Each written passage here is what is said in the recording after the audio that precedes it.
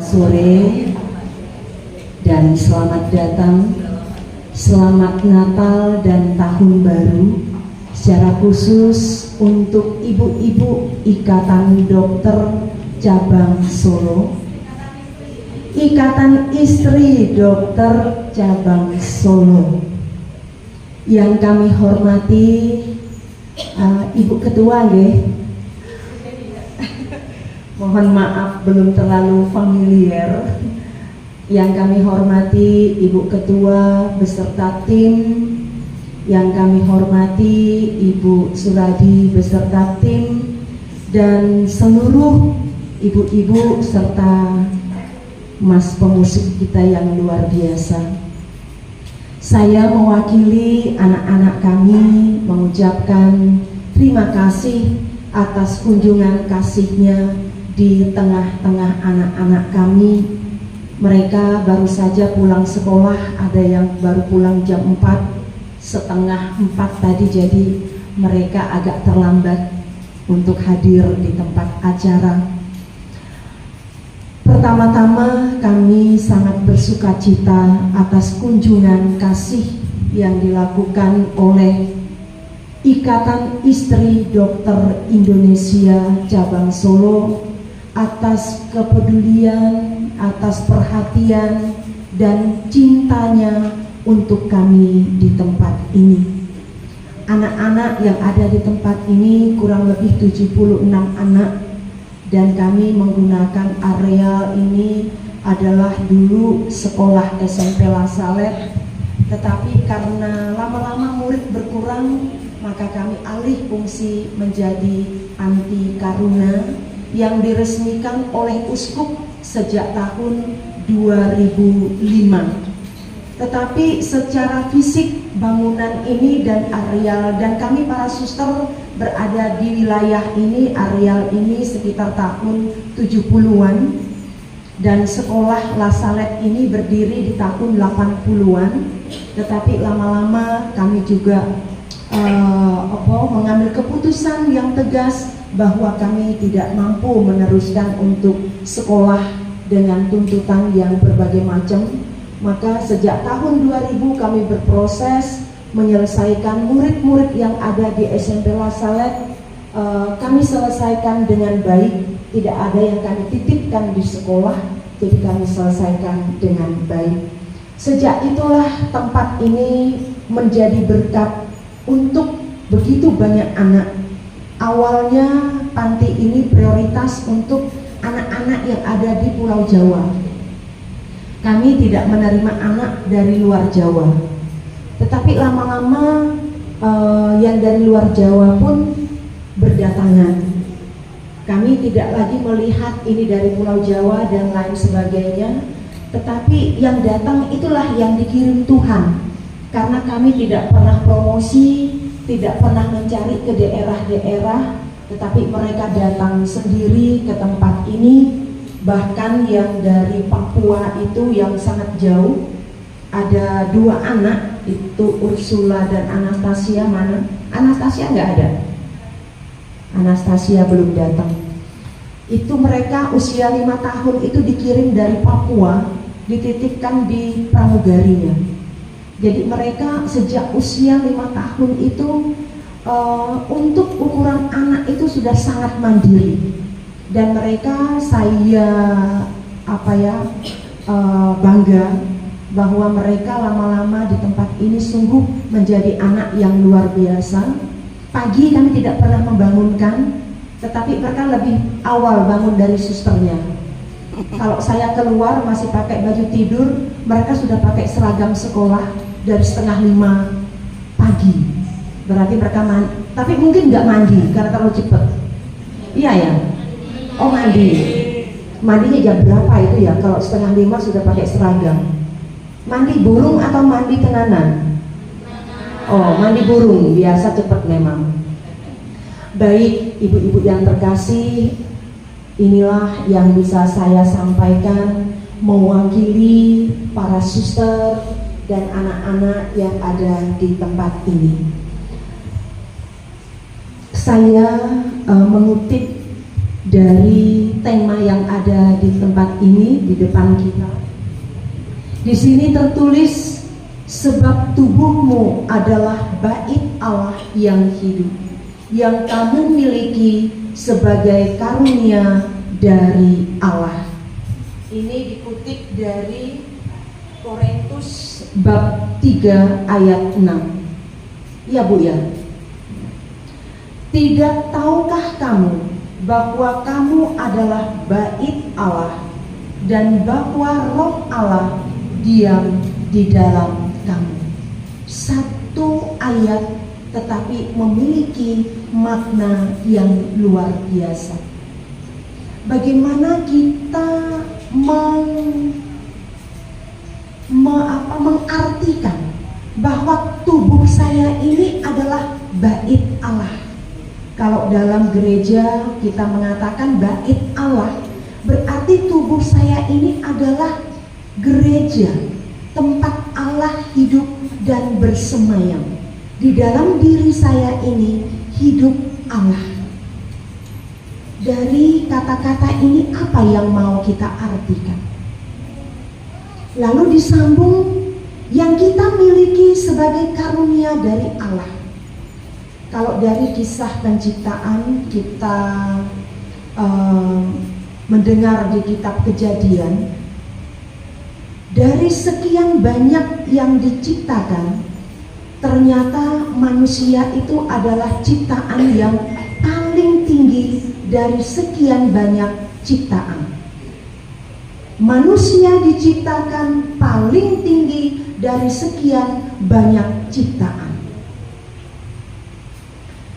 Bahkan di sana dikatakan kita ini diciptakan dari napas Allah sendiri.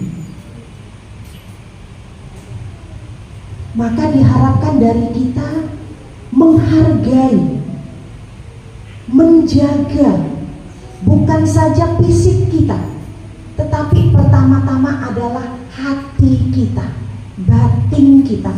Kalau fisik itu gampang deh Bu, fisik itu gampang. Misalkan sekarang ini kan treatment untuk kecantikan itu macam-macam ya. Itu gampang ditata, gampang dipoles dan lain sebagainya. Tetapi kedalaman hati kita itu tidak bisa kita poles. Kadang-kadang kita bisa merasakan ini orang ini peka, jujur, penuh cinta, penuh kasih atau tidak. Kadang-kadang dari lahiriah itu terbaca. Tetapi untuk kita sebagai perempuan, sebagai wanita, kita ini memiliki nilai yang lebih. Mengapa Ibu dikatakan lebih? Kalau kita sering mengatakan Allah itu Maha Rahim, yang memiliki rahim hanya wanita, hanya perempuan yang memiliki rahim. Di dalam rahim inilah kehidupan yang pertama kalinya merasa ada tempat yang nyaman, tempat yang aman untuk bertumbuh dan berkembang. Maka kadang-kadang kalau kita melihat ada ibu-ibu, emak-emak yang kasar, bahkan kasus aborsi, kasus membunuh anak dan lain sebagainya. Kadang-kadang kita prihatin, di mana ya letak hatinya sebagai seorang ibu, letak hatinya sebagai seorang mama. Saya saja yang saya punya rahim, tetapi saya memilih panggilan hidup menjadi seorang religius, menjadi seorang suster yang secara fisik memang saya tidak punya anak secara fisik, tetapi sebagai pribadi yang dipilih dan dipanggil sebagai wanita, rahmat keibuan itu harus diasah. Nggih Bu, harus diasah ya. Saya juga Baru setelah di panti ini saya benar-benar, wah ternyata mendidik anak itu nggak gampang. Sak jengkel-jengkelnya, sak marah-marahnya dengan anak, tetapi ya tetap kita cintai.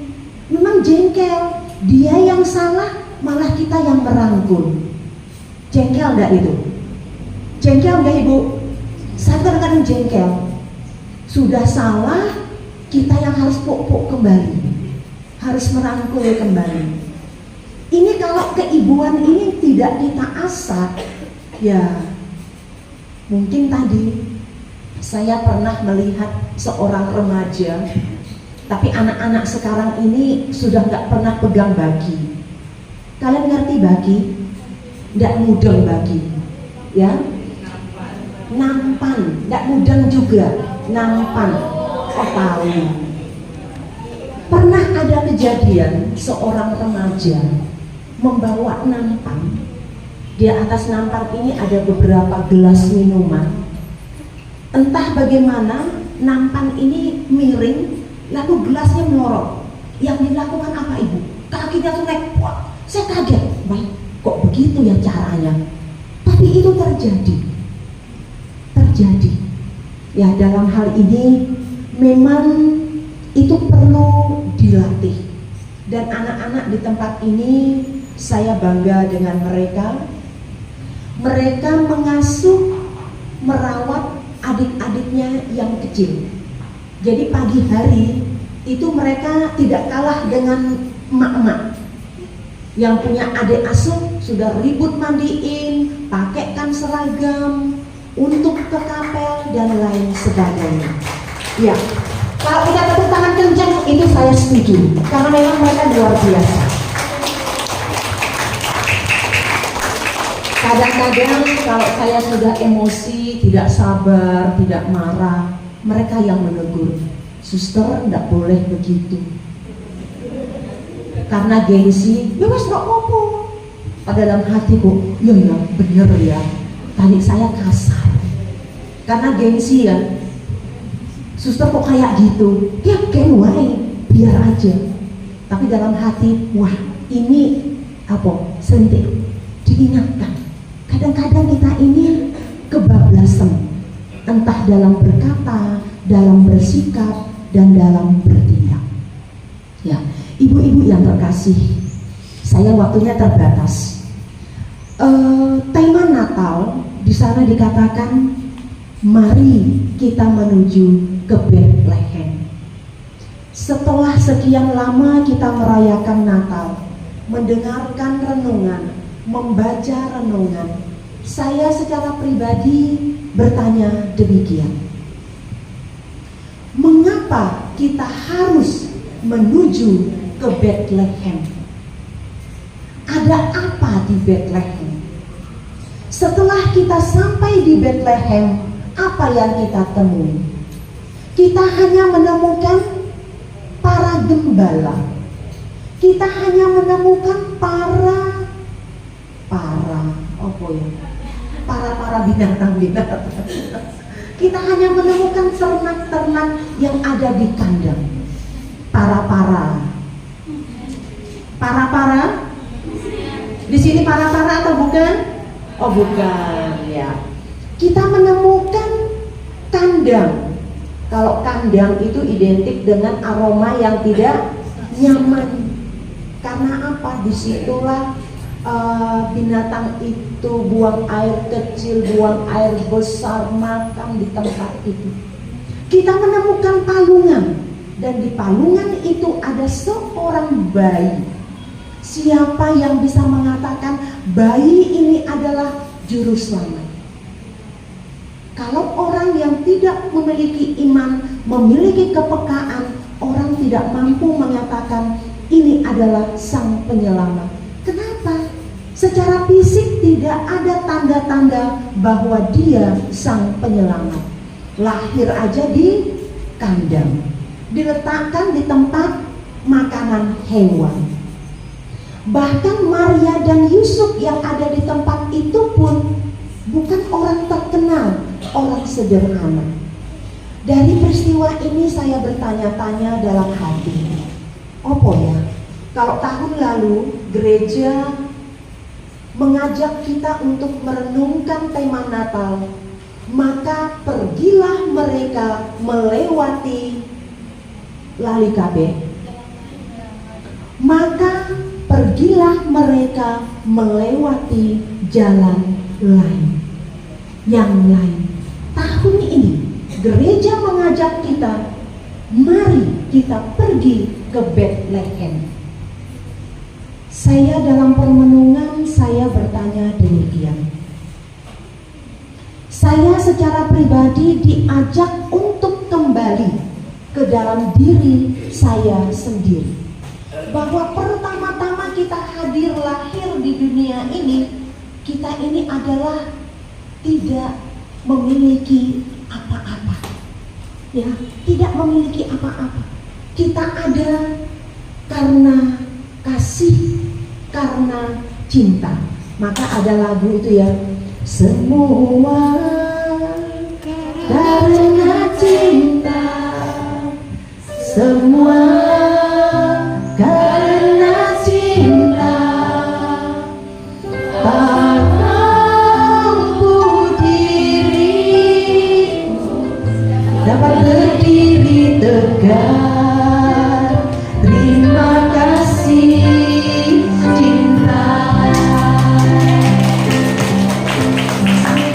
Kita berterima kasih pertama-tama karena cinta dari Allah, lalu cinta dari orang tua, cinta dari sesama.